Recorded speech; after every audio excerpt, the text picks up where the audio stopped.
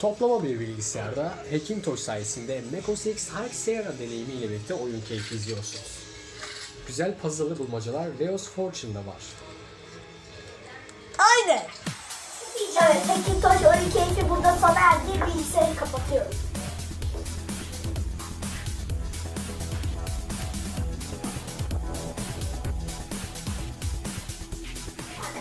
Şimdi bu kabloları sökeceğiz. Oo! Şimdi ek birleşenleri çıkarıyoruz. Şimdi kapağı açalım. Evet, çıkardık. Burada bir çivi var. O kadar da kirli değilmiş. İşi uzmanına bırakıyorum. Şimdi görmüş olduğunuz kasada bulunan güç kaynağı havayı dışarıdan çekiyordu ve böyle bir kendi süzgeci vardı. Havanın tamamını buradan ve tek bir süzgeçlenmiş hava filtresinden düşen debi ile vakumlamak yerine kası içerisinde ön taraftan da gelen diğer hava ile birlikte ortak emiş yapabilecek ve bu da soğuma performansını önümüzdeki sıcak yaz aylarında yükseltecektir. 15 saat. Şu an için planımız bu. 86 diyebiliriz. Ve asıl önemli olan bir de Peki neden böyle bir şeye ihtiyaç duydum? mesafesi. Açıkçası Yaklaşık olarak ev tozu 30 bildiğiniz gibi hatta kısa gerçek zamanda mesafesi birikimlerini 9 falan. Buraya bakalım. soğutma performansını hızlı bir şekilde düşürdüğü için bakım sürelerini de kısaltıyor. Merkezden 15. Kısa kenardan. Lakin ben bu toz filtreleme işlemi sayesinde gördüğünüz gibi power supply'ın içi de oldukça temiz gözüküyor ve nereden baksanız şu an Mart 2017'deyiz lakin Eylül 2016'da falan herhalde en son bir temizlenmişti. Yani normal filtresiz bir sisteme göre bir aylık toz bile birikmiyor sistemde.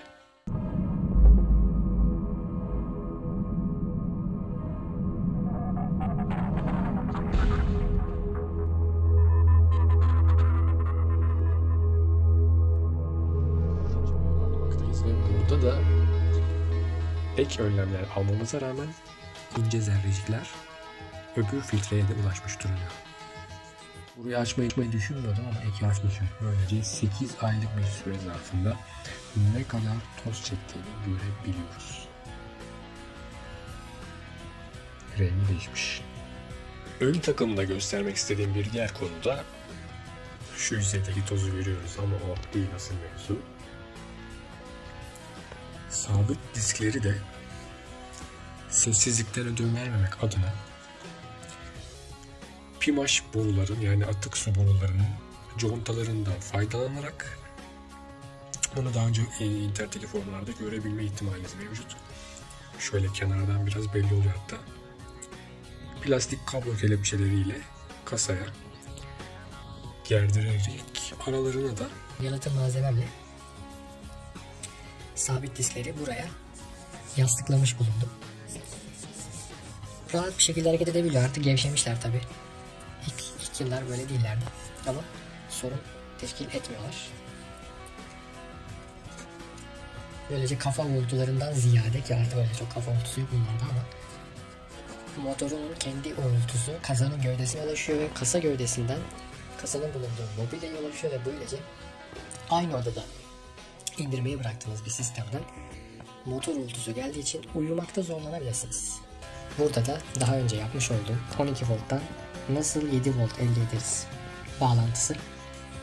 bu Molex aparatında bildiğiniz fan kablolarının hatta zaten kasanın kendi fanına gidiyor bu iki beyaz Molex arasındaki kablo gördüğünüz üzere. Şimdi o fana 12 volt gidiyordu ama ben bunun devamındaki ön fana yani öndeki şu fana 7 volt gönderdim. Bunu da nasıl yaptım diye soracak olursanız şöyle bir hilemiz var. Artı 12 voltun sarı kablosunu yeni fandaki artı uca yani yine olduğu yere bağlıyken siyah şaseyi artı 5 volttan alıp ona bağlıyoruz. Yani aslında 7 voltta çalışan fana 2 tane artı uçlu voltaj gidiyor ama biri 12 volt biri 5 volt. Dolayısıyla bunların arasındaki potansiyel fark olan 7 volt ile fan dönmeye başlıyor. Çünkü iç direnci yüksek. Ama bunu ampul gibi yüksek akım çeken yani iç direnci düşük nesnelerde denerseniz güç kaynağınız kısa devre moduyla kendini korumaya alır. Yani kullanamazsınız bu tekniği. Sadece iç direnci yüksek olan fırçasız motorlarda, ki bizim bilgisayar fanları fırçasız motordur, onlarda işe yarar bu bağlantı tekniği, hilesi de diyebiliriz. Yine ben aynı şekilde bunun devamından şu küçük fanı da bellekleri soğutmak için kullanacağım. Ve bu da 12 volt olmasına rağmen gördüğünüz gibi brushless yazıyor. Onu da 7 voltta döndüreceğim. Bu tozlu olduğu halinden belli, çünkü bunu eski yadigar kasadan çıkardım. Onu da göstereyim. Bu kasada egzoz bir fan yoktu. Ben de o demin gördüğünüz küçük fanı burada egzoz amaçlı kullanmakta idim. Ne zaman? Yıl 2002 falandı herhalde. Tabii mendilden bozma sistemi de geliştirerek daha gözenekli ve tıbbi bir malzeme olan bez kullanıyorum. Makasla biraz kestim. Aynı sistemi dizüstü bilgisayarda kullanıyorum ve kesinlikle tavsiye ederim Asperger'e. Özellikle açması sökmesi kolay olmayan aletlerde böyle tozlu filtre önlemleri almanız periyodik bakımları da oldukça uzatıyor. Sık sık temizlik derdiyle uğraşmanız gerekmiyor bence. Burada da yeni uygulamamızı görüyoruz. Yeni filtreyi taktık. Pervaneye doğru yönelebilecek olan kısımların bir kısmını keserken diğerlerini bant ile stabilize ettik. Böylece vakumlama gibi durumlarda yukarıya bu şekilde kıvrılıp fana kaçmamalarını sağladık. Evet, aşağı yukarı uzun kısım size karanlık görünüyordur kontrasttan dolayı belki, ama bana 17 ile kısa kenar 15. Bu boşluğu sağladığımızda power supply kasanın önünden gelen temiz ve soğuk havayı kendisiyle paylaşabilecek ki daha iyi olur. Sırf filtreden geçtiğinde hem debide düşüş hem de biraz daha sacın ortam sıcaklığı ile ısınmasıyla birlikte çektiği havanın da bir miktar ısınmasına neden oluyor bu durum. Böylece dışarıdan gelen soğuk havada alçalarak direkt güç kaynağının altına doğru akabilecektir. 3 boyutlu yazıcıya verdiğimiz parça şu anda ekranda gördüğünüz birebir ölçektir. Bazı ufak hataları olsa da işimi göreceğini umuyorum. Şu anda da elimde basılmış hali var. Şöyle uzaktan göstereyim. Şu kolda burası 6 geliyor. Bu şekilde bastım ve haliyle supportları da orta kısımlara attı. Bunları elle kolayca yırtabiliyoruz. Bu malzeme için yaklaşık 77 veya 80 gram kadar bir PLA kullanıldı ve 5,5-6 saat arası bir baskı süresinde elde ettik. Kasanın içerisinde bu pozisyonda duracak. Şöyle. Ve power supply burada 3 derecelik bir açıyla şöyle daha kalkmış bir şekilde yerleştirilebilecek. Evet, armatürün son modifikasyonlarını gerçekleştirip yerine vidalayabiliyoruz. Vida delikleri muntazam bir şekilde yerlerine tuttuk. Önce plastik objemizi power supply'a sabitleyelim. Şu anda da gerçekten tatlı sıkı bir şekilde gayet iyi. Ve bakalım çalışmamızın gerçek amacına ulaşabilecek miyiz? Evet, güzel. Üniteleri de oturmak üzere. Tam istediğimiz sonuca elde ettik. Şöyle yaklaşabilirsek kameraman arkadaşım. Gördüğünüz gibi güç kaynağı 3 derecelik bir açı ile yukarıya doğru kalkmıştır. Güç kaynağımızı sabitleyelim. Pozisyonunu gayet güzel bir şekilde aldı. Bu sayede daha serin çalışırken ses oluşturmayacak. Fan devri daima düşük devirlerde kalacak. Toz filtresi gittikçe kirlendiği zaman da olmayacak.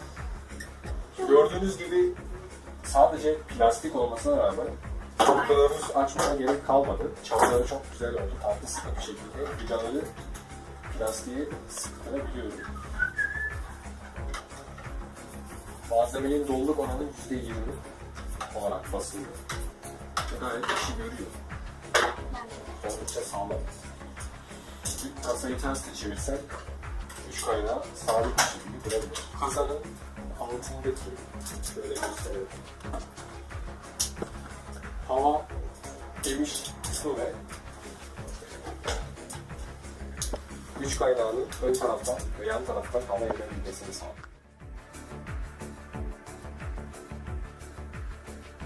Sistem yük altında bir teste tabi tutulmakta ve giderek ısınmakta şu anda.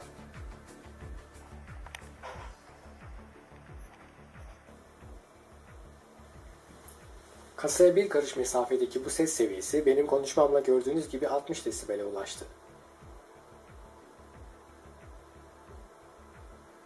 Odanın diğer bir köşesinde kasanın varlığını duymak oldukça zor. 2017'deki çalışmanın revizyonunu izlediğiniz için teşekkürler. Maalesef videodaki objenin 3D çizim dosyası ve STL modelini paylaşamıyorum. O yıl arızalanan SSD ile birlikte onları da kaybettik. 3D baskı hizmeti için bize ulaşabilirsiniz. Daha sonraki bir çalışmada görüşmek üzere, hoşça kalın.